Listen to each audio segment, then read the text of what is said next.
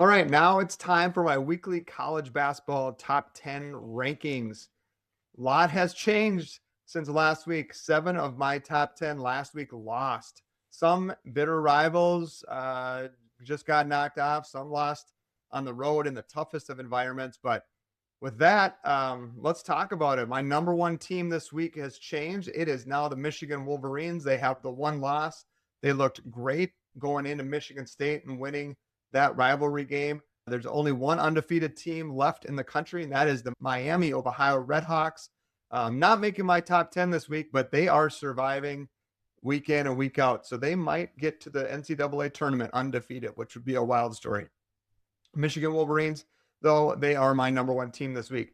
Number two, I have the Houston Cougars jumping up. They have had some impressive victories. They have just the 2 losses on the season.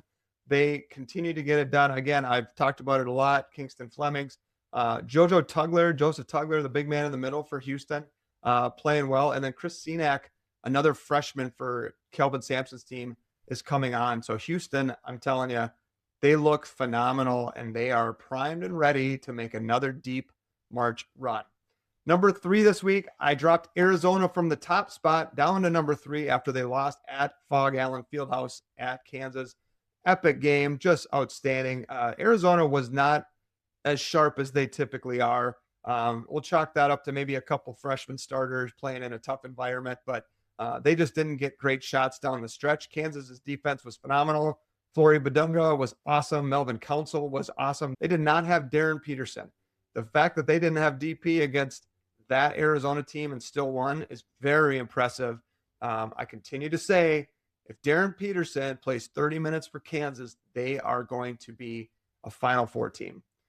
Even without him, though, they are capable, and they just knocked off Arizona. So Arizona falls a couple spots. They're down to number 3 this week. Number 4, I have the Duke Blue Devils. They drop a spot after losing at North Carolina. I think now is as good a time as any for me to go on my Duke rant. Over the last 2 years, Duke has 6 losses. So I'm not going to feel like this is too nitpicky. That's a pretty phenomenal record for John Shire. However, I believe it's 5 of those 6 games they led by at least 8 points in the second half. We've had collapses against Kentucky. We had a collapse in the Final Four last year against Houston. They collapsed against Texas Tech with like a 17 or 18-point lead.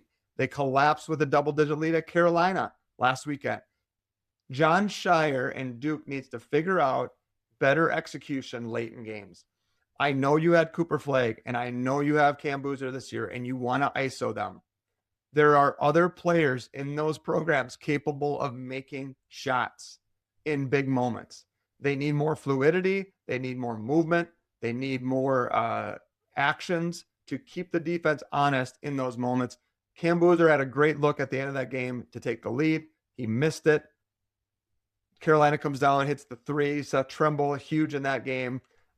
But I do think Duke has work to do when it comes to end game situational basketball to win these games. They should not be blowing double-digit leads to these teams. And, that was Duke's toughest game left on the schedule. So we'll see how they finish out the year. They're currently number 4 in my rankings. Number 5, UConn. They go down at St. John's last Friday. And again, another great game at Madison Square Garden, Patino versus Hurley.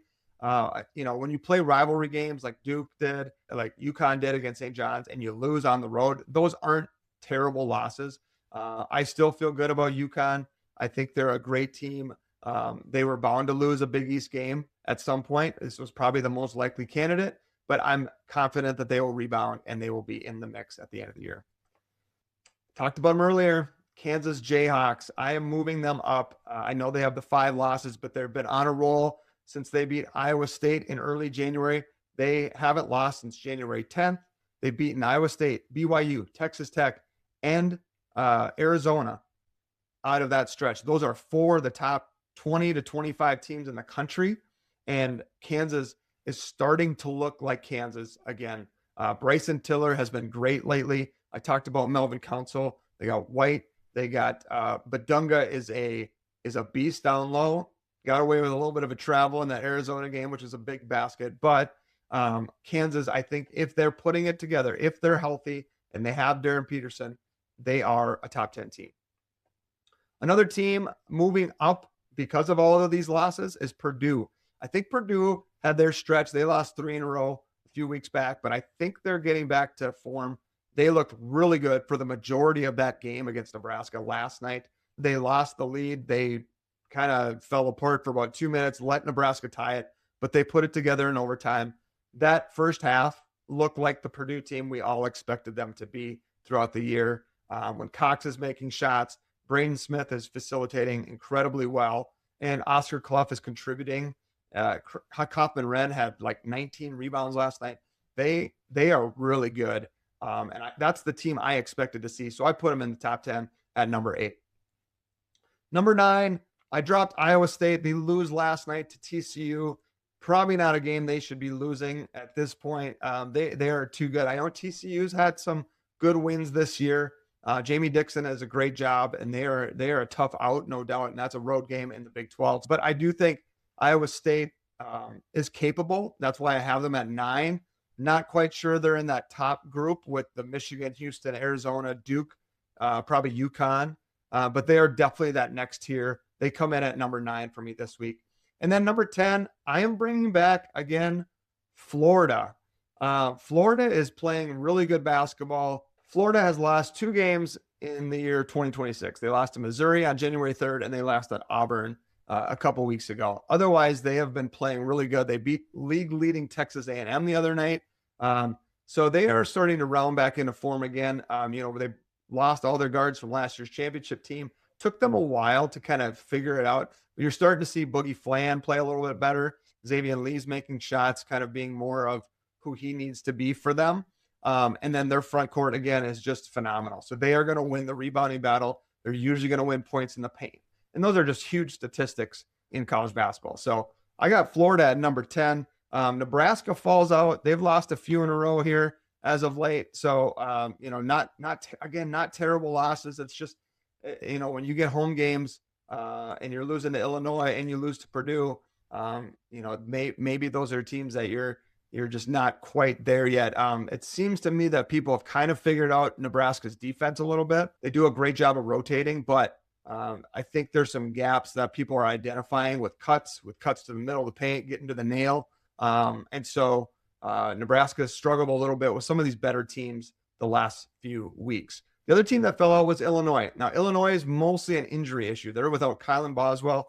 They lose last night to Wisconsin, also without Andrei Stojakovic. So their starting backcourt was not playing. Those are 2 huge losses. They just weren't quick enough last night. You saw Nick Boyd, John Blackwell kind of tear them apart at the end in their big comeback. They were getting to the paint. They were either finishing or they were driving, kicking for open threes, and Austin Rapp was knocking them down. So, I'm not terribly worried about Illinois if they get healthy. If they're not healthy, if this is who they are, then they're going to struggle with guards. But Wisconsin is another team that if they get hot here for a week or two, they'll be starting to crack that top 10.